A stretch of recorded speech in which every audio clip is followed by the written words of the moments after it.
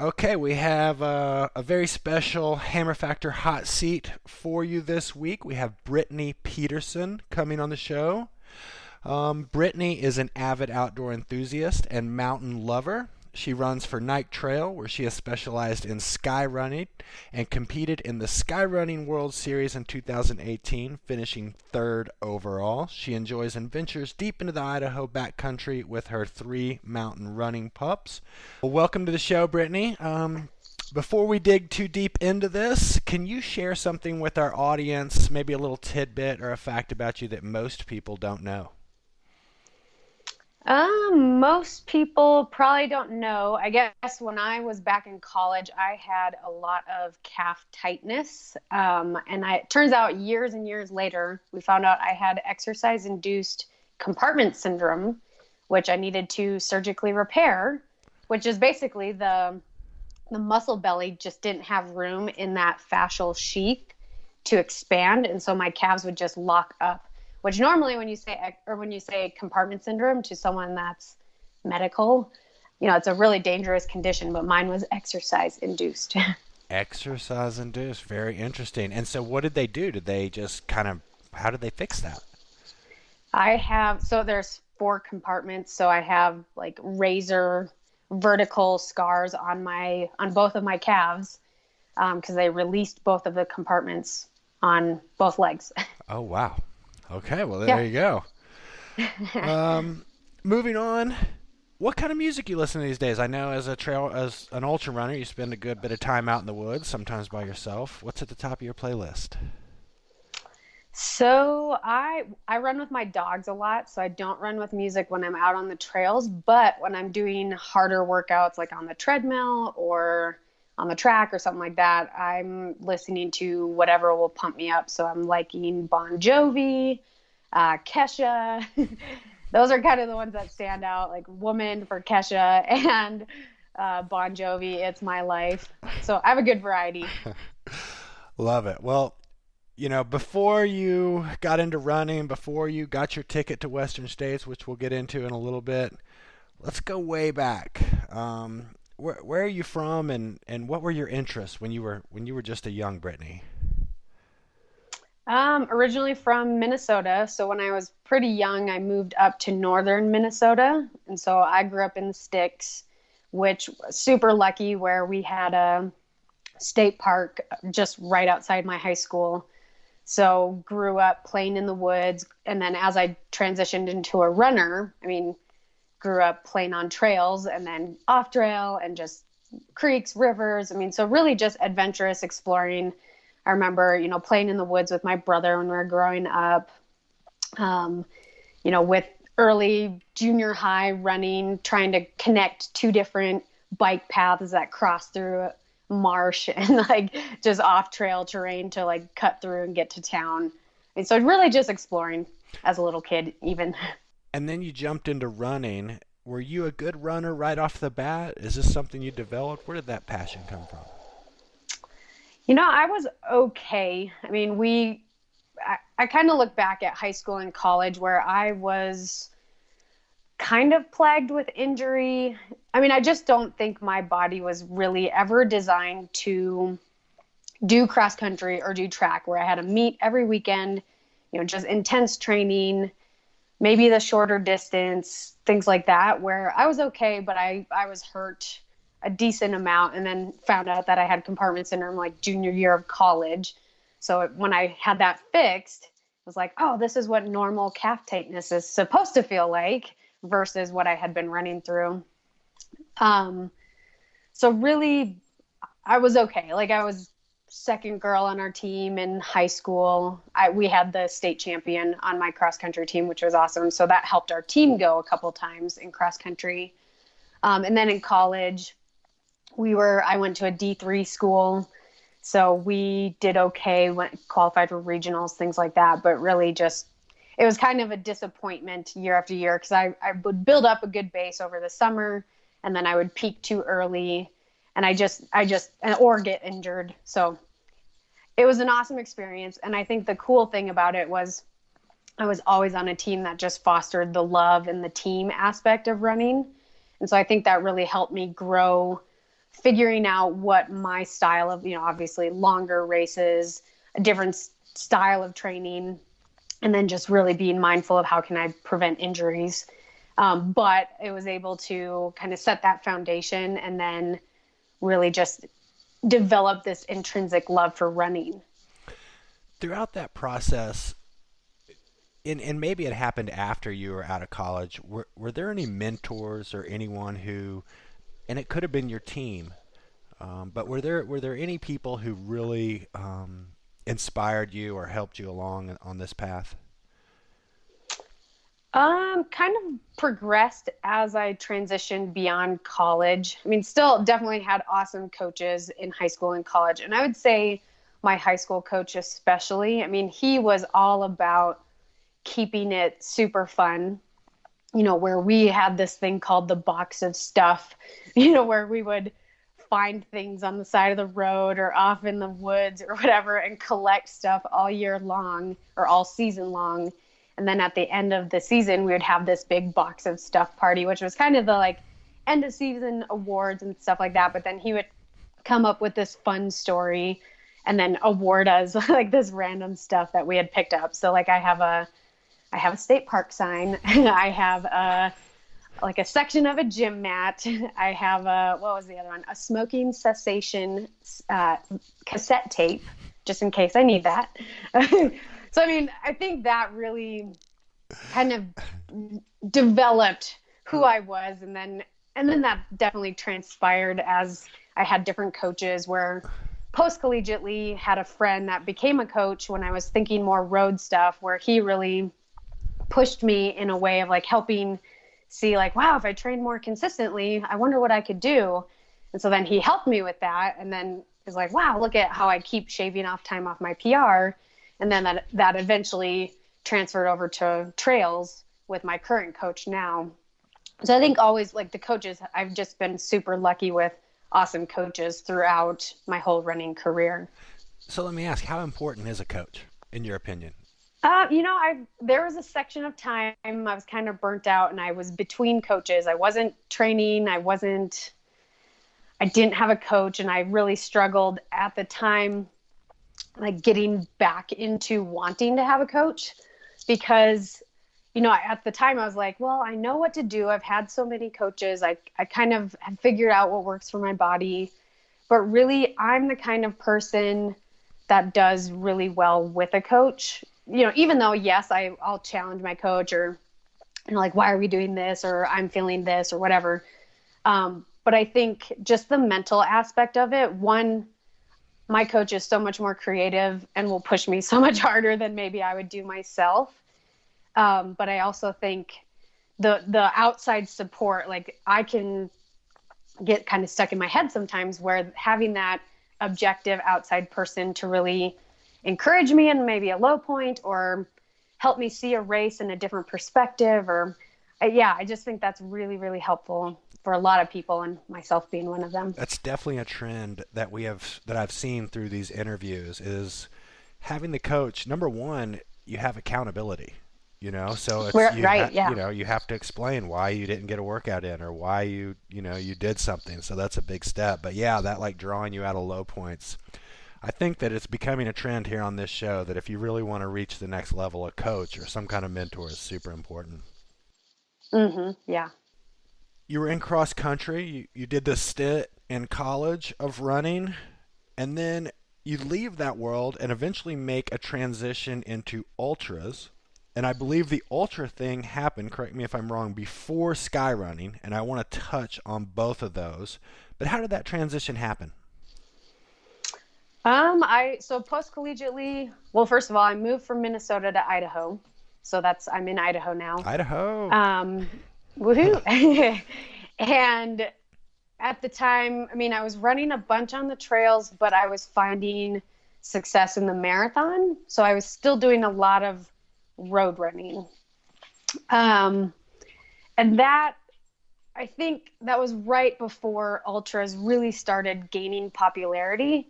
So I know like in Boise, because I was in Boise at the time, there was a whole series that had really just gotten developed right after, right in that time when I was still dabbling more in the marathon.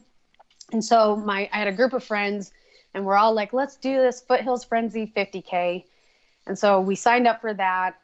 I mean, the 50K, like not that much further than the marathon, where it was cool to see the blend of speed from the roads transition to the mountainous climbs of the trails. And then, so I kind of, once I did that, then I did more of the series in Idaho. Not necessarily intentionally, but it was just all of these great races popped up in my backyard. And then I had influential friends that pushed me into like the 100-miler. So at that point, I was not being coached. So definitely my first 100-miler, my only 100-miler, where I still joke that I'm still recovering from it because I was way overtrained. I had never done the distance. I mean, so it kind of turned into a lot all at once. And then poor training, but figuring out a lot about myself at that time. So I think once I did the 100-miler, I took a bunch of time off, but then I really segued into, I pretty much haven't gone back to roads, though I mean, I still would like to as far as some personal goals on the marathon distance. But I think that series that was in like the 2011 to 2013 years. After that, I was pretty much sold on the trails, and then had a good coach that was seeing my potential in the mountainous terrain, because we could use the speed that I had on the roads and then tie that into the strength I had with climbing, and then start pushing from that 50K to 50-mile.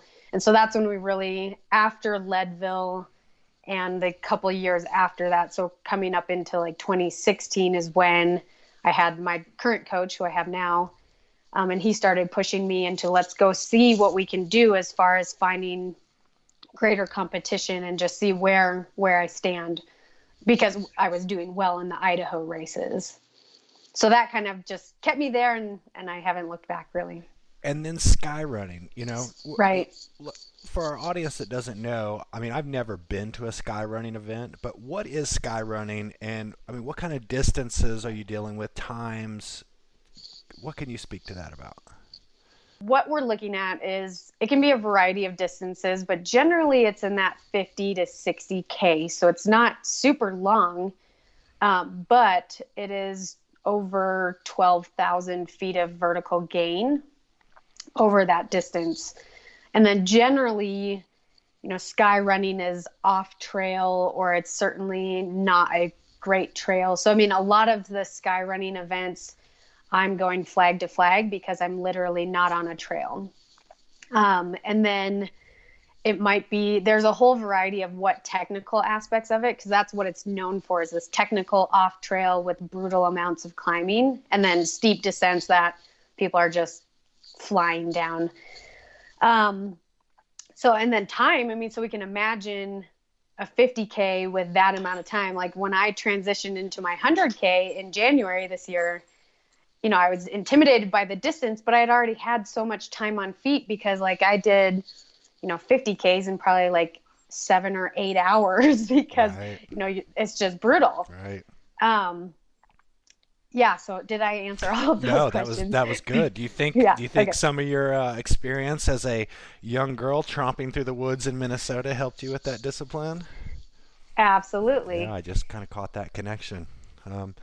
Very cool. I'd like to give it a go with a what would you recommend if I wanted to go out and try a sky running event? What should I choose? What should I look for? So the US has really picked up in sky running, but it's still definitely behind the European style sky running, where I would say the closest one here in the US would be the Rut in Montana. It's a super fun race. You summit Lone Peak, which I forget what the elevation is, but it is a gnarly, brutal climb with just a ton of boulders and then a steep descent off of it. So like the beginning is less technical, so there's definitely faster runnable sections, but then you get some pretty cool off-trail climbs, and then it's just a stunning race.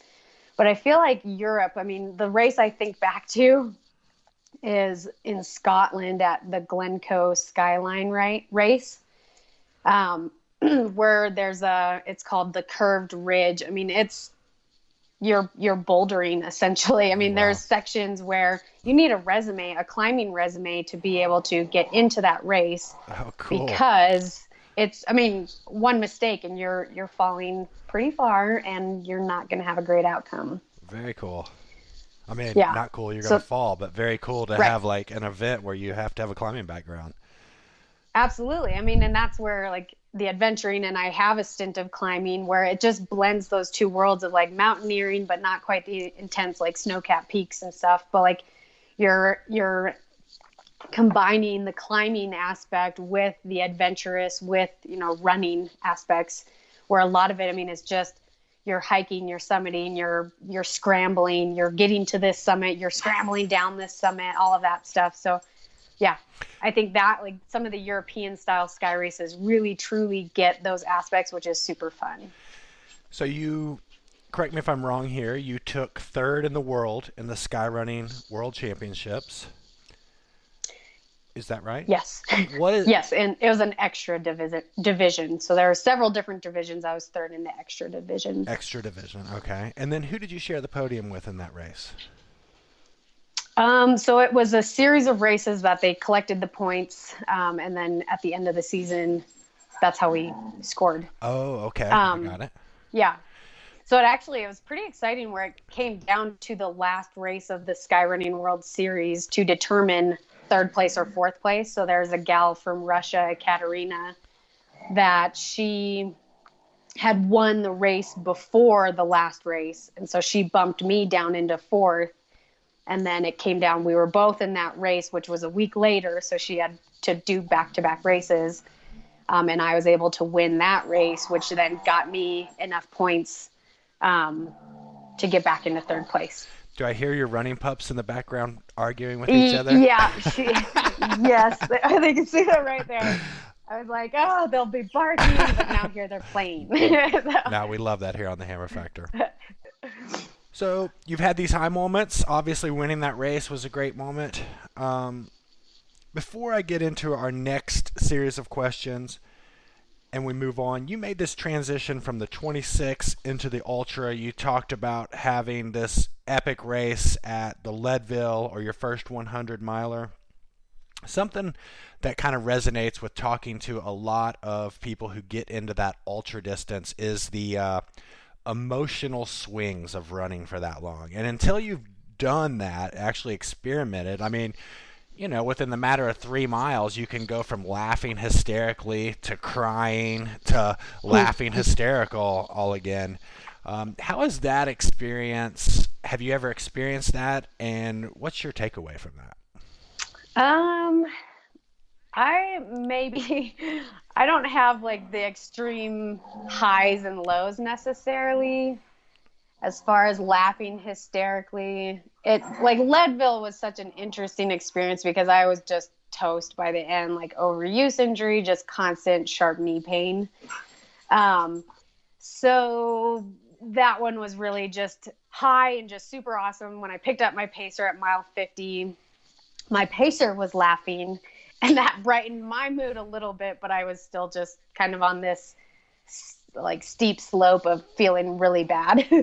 And so that's where it was just kind of this steady transition into feeling fairly miserable. However, I paced a friend at Wasatch, I think like within the year after I did Leadville, and she was just smiles and happy. She won Wasatch that year, and she was just smiles and happiness the whole way, where it really opened up my insight into like, I want to execute a race like that, because clearly Leadville was just I was a different runner at the time, and it was a survive Leadville, where I was so inspired by my friend, where she just, she executed perfectly, and we actually share the same coach. So I feel confident that my next 100-mile experience, hopefully, I'll have that like smiling and happiness and just really actually enjoying that distance, maybe throughout the whole race. That would be awesome. In like Bandera and my 100K, so that's probably the closest thing I've had to the 100 miles since. Yeah, I mean, I guess I'm not the whole like maybe like you get to that delusional state as you run so long. But Bandera was only 9.5 hours versus Leadville. I was out there for 28 hours. Throughout your career, what do you think the lowest moment? What looking back, what's the time that you felt at the lowest? Yeah, so 2016 stands out because I was on like a 9 month hiatus because of an injury. So I had a lot going on personally. And so that coupled with still trying to train really intense just didn't work out. And so really my body just ended up rebelling. And the thing that's obviously going to give out before anything else is going to be high level performance. So I needed running as a coping mechanism, and then running was failing me. And so I hit rock bottom where just I stopped running, which then allowed my body to pretty much freeze up because I have some kind of chronic tendonitis type stuff where I always joke that like I need oil. So like running keeps my body oiled and keeps me going. And so then here I stopped running because of this burnout. And then that hamstring thing really flared up. So that just prolonged. By the time I had like rested enough and kind of overcome some other things and was ready to run, now my body physically wasn't ready. So that just prolonged everything. I was in a pretty low state of like getting hopeless that I would ever run and feel good again. Sorry, I'm going to stop the dogs. um, they're getting kicked out. But so I was at that point, I didn't know what was wrong with the hamstring. And so I was to a point, and I was getting PT or I was getting massage twice a week and like just all sort like investing a lot of money trying to help and get back, but everything, it just wasn't working. And so I really got to a point where I was like, I just want to run and have fun, because running wasn't fun at that time because it just didn't feel good. And I kind of described it as like I felt like I was running like a twisted pretzel because my motor planning was all off because I had major strength imbalances for whatever reason. So that was that low point of, just wanting, forget about being an elite runner. Because at that point, like 2016 was my goal of like, I was going to do the US skyrunning series, which had greater competition, trying to kind of break out and beyond Idaho and just see what I could do on the national level. And that didn't happen because I was supposed to do Broken Arrow that year. It was the first year of Broken Arrow. I got there. That was like the first day of like the explosion of my body giving out. And so I decided the night before not to do the race, which then led to that whole 9 month period of being off. So it was a low point, but I would say that's where my support system was huge and I needed that. And then I found a fantastic PT in Salt Lake, because here I'm in Eastern Idaho now. So Salt Lake is the biggest or the closest big city, but they actually had a running clinic and they had all of this great equipment where I was finally able to dial in exactly what was wrong and start correcting that. And then that helped me come back. But yeah, that was a pretty low point. Well, obviously you've bounced back. I mean, you just won the Bandera. You've got your golden ticket for the Western States. You're running really well right now. Would your takeaway be find some outside help if you're in that situation? What would your advice be to some runner who found themselves in that kind of situation? So yeah, interesting. So I'm an occupational therapist, and I'm in Pocatello, Idaho. And there's a couple of us elite runners in this area. So Luke Nelson being one of them, runs for Patagonia. He's actually a PA, works at a spine clinic, and had a gal that came to him where he texted me and he's like, I have a patient that sounds really similar to someone I know, talking about me and my hamstring and all of that. And he's like, can I refer her to you? And so it was really cool because she came to me. Then this is, again, a very less traditional form of occupational therapy, but it really came down to pelvic positioning and just core strength and postural stability. And so this gal came to me and I was able to kind of help her, but she was in that same place, where I was, where it's like the light at the end of the tunnel was like going away because just all hope was being lost because I've been injured for so long and I've tried all of these things and I've been doing all the right things and nothing's helping. And it was just really, really inspiring to be on the other side of it, of like, I know, like, I've been there and I felt that exact same thing, and this can get better, and here's some steps to do that. And she actually made some good progress, and got back to running better, but she had other chaos going on in her life.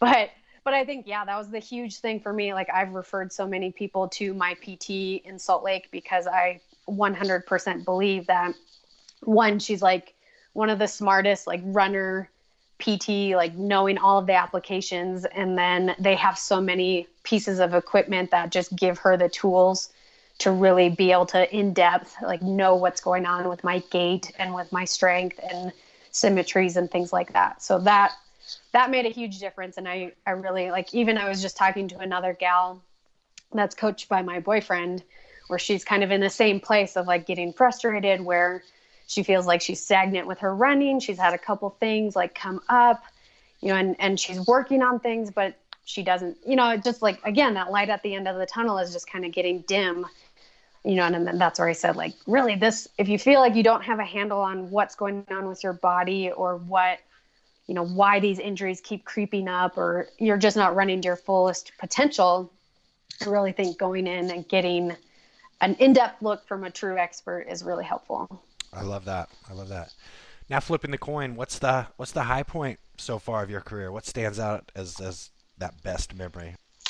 That's tricky. 2018 was an interesting year of just a lot of growth for me, because I put a lot of pressure on myself and just figuring, first going to the international level, competing intensely with a lot of people, I would say, like, the wins obviously are high moments, but it was really interesting because it really just, it helped me show, like, it didn't matter, so it really helped me kind of learn that I don't need to put all my eggs in, the winning basket and things like that. So I think coming out with that is really the high moment. I mean, obviously Bandera was a huge high moment where, I've been eyeing Western States. I've been kind of waiting for my return to the 100-mile distance. But I think, yeah, I mean, so Bandera is probably the easy answer of, like, that was a high moment. But I think back to, like, skyrunning in last year, the high moment, I mean, the races were super awesome. And, I podiumed a few times and I won one of the sky races, which was super awesome. But the moments that really stand out to me was just skyrunning, because it's a lot of the same runners at each of these races. Like, our community really developed. And so when we were in, like, one of, like, the moment I look back and smile actually had nothing to do with the race, but was after the race in Scotland. And there's a whole group of us, like, so many, whether you're a Solomon athlete, Compress Sport, Scott, Nike, whatever, we were all sitting at this table. Ian Corliss was there. Killian came by. We're sitting there and we're playing Never Have I Ever and just, like, having a great time. Where I think that community that really developed, like, that truly was the highlight of my season. But if we look at results and things like that, I think getting a golden ticket was super awesome and obviously a big goal of mine, but throughout this whole year, I've kind of learned that, like, those are kind of secondary to the experiences that you get, and then the people that you meet along the way and that you get to share those experiences with. Oh, that is some value bombs right there. Just to reiterate, the wins are great. The achieving your goals are great, but building that community and those lasting relationships sometimes come out as the most important. That's really good. You touched a little bit on you have a little bit of a climbing background. I've noticed that a lot of the athletes that I've had the opportunity to interview here have some sort of multisport background. Do you have that, and where does that lead into, your just outlook at attacking a trail run? Yeah, so I've been an injured runner, and when I was an injured runner in college, I went to climbing. And so, I mean, my senior year of college, which was where I had a stress reaction in my hip. So I was back on crutches. That was right after I'd gotten my compartment syndrome corrected. Um, so I ended up doing like several climbing trips during school and then just after school, and then moved to Boise, Idaho right after that. And then there's tons of climbing in town. So I got really connected into climbing there. So really, I've just always used that kind of as cross training, but it had more been my outlet of like, what other physical outdoor thing can I do? And then again, there's a super cool community, and it brought me to different places throughout the US, like climbing in different areas, which is super fun. So I think that's just, I think a lot of trail runners were just those outdoor enthusiasts, or maybe the adrenaline junkies, where it just kind of crosses into some of these other sports where, like I use mountain biking as cross training, so very similar to like the adrenaline seeking, like being on the trails. So running, biking, climbing, like all of those things just really kind of, really, what's the word I'm looking for? They complement each other. No, I agree with that 100%, and it's great to continue to stimulate your brain, make those neurons, everything continue to click, but not have that repetitive beating of the same activity. And Right. I've just noticed that there are so many athletes who check out of their specialty for a period of time and just jump into these other things, and they just come back without having missed a beat, So, Yep. Mm-hmm. Always super interested to see what other people are up to. Switching gears, go ahead and mention some of your sponsors, and then I want to get into, if you're an aspiring runner, if you're an aspiring athlete of any discipline, sponsorship can be really key to helping with the financial burden, the ability to get more time on the trail, to achieve your goals. How do you approach sponsorship, and what's worked for you in that regard? So I run for Nike Trail, and other sponsors that I have, I don't have a nutrition sponsor at this point, but I'm sponsored by Runners High Herbals out of California, and they've been super helpful in keeping me healthy.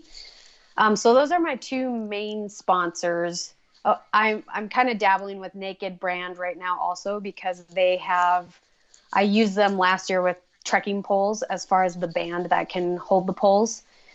So they're a partial sponsor at this point. So approaching sponsorship,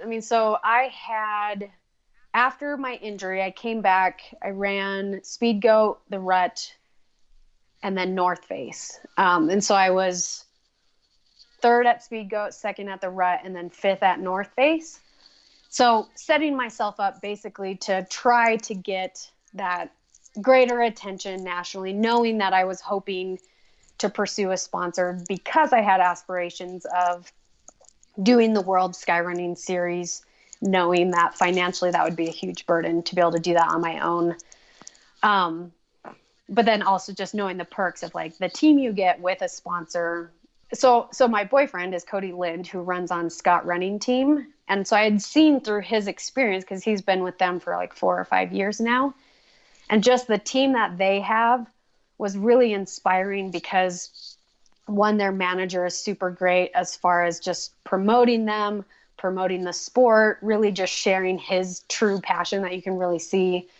And then just the camaraderie and everything of being on that team, and then the support that he had was super awesome.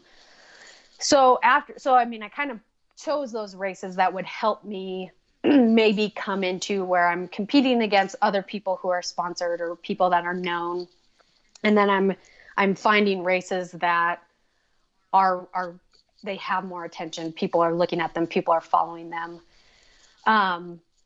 Which I was super lucky because, Nike at the time, Casey had just transitioned out of Nike, and so Nike approached me. So I was just really lucky, because I think sponsorship is such a hard thing right now, where there's so many more people that are in the sport. So sponsorships are getting tricky as far as where's the money for it and things like that. And there's a lot of people already sponsored, where I think I just found, it was super lucky timing where Nike was in need and they reached out to me. I had reached out to a different company, and to this day, I still haven't heard back from them. So it was really, if Nike hadn't reached out to me, I'd probably still be, having to race locally and things like that. because I wouldn't have the financial support, but I think also that was, again, I put pressure on myself no matter what, but it was an interesting thing of last year being my first year running for a sponsor where, my sponsor has never put any pressure on me. They've been super awesome. But again, it's just that added level that I'm the personality that I put that on myself. And so it was an interesting year of just learning and growing and really being able to, by the end, just celebrate of like, I don't have to prove myself. And my sponsor is really supportive of me no matter what. And like, obviously it's great if I do well, but they're there no matter what. And that my manager has just been so wonderful of just supporting the love of the sport and what I want to do versus pushing for me to be in, the most competitive races, which is what I'm doing anyway, but like pushing me to do races that maybe I don't want to do, or I can't do, or that conflicts with my other life and things like that. So I think that's just, there's pressure or, it seems super great and sponsorships are amazing. But we have to kind of keep a good balance and a good outlook on things too. Got it. But there's no denying that it really helps. I wouldn't have been able to travel like I did last year. And that was the cool side of it, of like this running and pursuing my dreams to like have that support to be able to pursue my additional dreams of like seeing the world and being able to adventure different places. That's really a huge key for me on why I'm out here and doing this. Before we get into Western States and what's next, I want to touch on one thing. What's your diet like? Nothing super specific. Okay. This is the one question I ask, and I get so many different answers. It is just, this is the one question I can't find any trend on with sports, with athletes across all sports. Let's touch on what you eat daily, and then kind of how you fuel yourself during the runs. Yeah. So daily, I try to eat really healthy, but I'm not limited. Like I work in academics. And so my students are like, oh my gosh, Brittany's eating pizza. It's like, yeah, I run a lot. I'm going to eat a lot to fuel my body. And pizza is actually really not that bad for you. And it was homemade, but again, like I eat meat. I had jelly beans last night, like I still have a sweet tooth, things like that, where I think anything in moderation. But again, I try to make sure that I'm extra clean, like leading into a race. But again, I have way to cool in a week where here I am, like, of course I bought jelly beans and I can't help myself. And, and I think coming from like collegiate background where I've seen people with eating disorders, and I know that that's super common, where I think that's really important to me to never get to a point where I'm so rigid in a diet because of performance, because I don't want to travel down that path. And I've seen the negative things that come down that path. But understanding too that I probably shouldn't be living on McDonald's, and that's not going to help my performance. So I try to keep a really healthy balance, and I think I do a good job of that. And then during the race, that's something that is definitely on my goals as I'm preparing for Western, because I am a person. So when I was doing Leadville, I started kind of running with a friend. We did 100K together that I took 16 hours to do. We were just kind of out casually, like exploring what that distance was going to do to us. So I could, at a casual pace, I could eat everything. I was eating quesadillas, I was eating Pop-Tarts, whatever, and here and now, of course, I'm running harder, more intensely the whole time, where I just can't eat solid food. And I know that I can't. So, Bandera, I lived off of gels. And then obviously good electrolyte drink. And I know that for the 100, I need to start figuring out how to eat solid foods again. Because Leadville, I was living off a ramen noodle, which I still strongly believe that that's going to be a big key in Western States for me, is just getting that salt intake. But trying to explore, like, what solid foods can I eat? I've done peanut butter and jelly on a long trail run and things like that. But I really haven't dialed in exactly what solid foods that I'm going to eat. But I have dialed in how I use those supplemental gels and things like that to keep energy up. But that's definitely something that I'm going to be focusing on as I'm transitioning into the 100-mile distance again. Yeah, I find it so fascinating the way your body can use glycogen, the way it can metabolize fat, and the way it can metabolize food, and just that combination of bringing all that together is just, it's such a puzzle. It's so different for Oh everybody. yeah. Yep. Let's talk about what's coming up. So you won the Bandera, and that is 100K in Texas. This is a race that I've heard about. It's from my understanding, it's a really kind of rocky course, kind of hard to just kind of. It's pretty technical. Is this correct? I think, well, so the original course. So this year, I actually have no idea what the original course was like because this year we had, due to flooding that was going on before, the state park it was supposed to be in ended up pulling the permits. And so they had to kind of last minute change it to a different course, which they had kind of been mapping out for the 100K championships later in the fall, I think. So we transitioned to this camp a little bit out from where it was supposed to be, which ended up being more rocky. So this year I think a lot of people coming from like a flatter, faster, traditional kind of US running style race, it was technical, but coming from a skyrunning background, it was like the perfect amount of rocks to still be able to run fast, but not, and set me apart in a way that skyrunning really helped me, because to me, that was not terribly technical, but it was technical enough to give me a little bit of an edge, which is not necessarily the true Bandera course, though I really don't know. So you come away with the win in that race. You get the ticket, and now it's time for Western States. So if you are listening to the show and you don't follow trail running, Western States I would consider the top tier event in the U.S., and I would really say kind of in the world, it's probably just second behind UTMB. Would you kind of sum it up like that? Yeah, for sure. So it's a big deal. If you're into ultra running, it is a big deal. The course starts with a pretty rugged climb out of Squaw Valley. You do a good descent. You traverse some canyons. You have to cross a river. When you look at the race, what are you thinking as far as how you're going to attack this course? Are you going to go out and get out front? Are you going to just try and stay with the lead pack? What are you thinking? I know my tendencies. My tendencies are to go out with the lead pack because I hate being behind. But I know it's 100 miles, and I cannot do that this time. So that will be a strong focus of mine, is to really just be smart in the first, 40, 50, whatever miles. Especially they're calling for it to be a snow year this year, which who knows, it's so early still.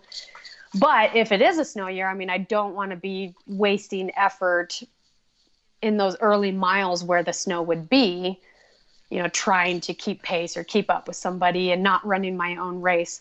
So definitely being conservative, but still being strategic. But that's really hard because, it's you see it time and time again where you can be 20, 30 minutes behind and still come out with the win by the end if somebody just truly doesn't execute well and they blow up by the end and now they're walking. Like, that's not, I don't want to do that.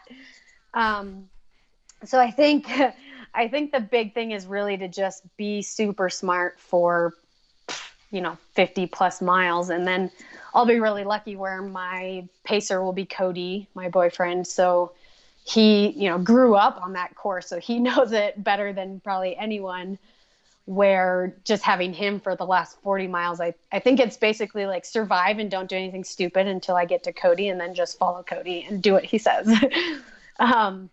But really we have some plans as far as like, where are my strengths and how can I, use the course to my advantage in certain places and see how I can set myself up well for those last, 40 miles of still feeling good and being strong. Not to put you on the spot, but do you have a time goal? Oh, time goal. Gosh, it's so, no. I kind of joke that my goal is to PR, which my 100-mile PR is like 28 hours. So I hope I do that. Obviously I know like course record and things like that. And I think Western states with the weather and just how hot will it be? What will the snow be like? It's just, I'm not banking really on time. Obviously, place is a little bit more on my mind of can I be top 10 because that secures me being able to go back next year or the year after. So that's kind of where I'm more focusing, though obviously just having, being in the teens somewhere would be super awesome for a 100 mile. Well, is there anything else you'd like to add before we conclude this interview? No, I just thank you so much for thinking of me and having me on here. It's super awesome I think that's just the cool thing about, I think, running, and I think my story of just like coming from maybe a collegiate background or high school background of less glamour and just still being able to work super hard and accomplish things and reach your goals and your dreams. And I think that's super cool that you're having a podcast like specifically designed on this with different aspects of different sports. So that's really cool. Well, and I appreciate it. Yeah, thank you for that. Well, I really appreciate your grit. Coming through from injuries is no joke. Coming out the other side I'm super excited to follow you now in this race. And for our listeners, are you an Instagrammer or a blogger, or where can they follow you? Yeah, so Instagram, I'm runhappybee. All right, so let's follow Brittany at runhappybee, and look forward to seeing how it all shakes up, and we'll have to have you back here on the Hammer Factor after the race. Absolutely, I'd love to. All right, well, thank you very much. Yeah, thank you so much.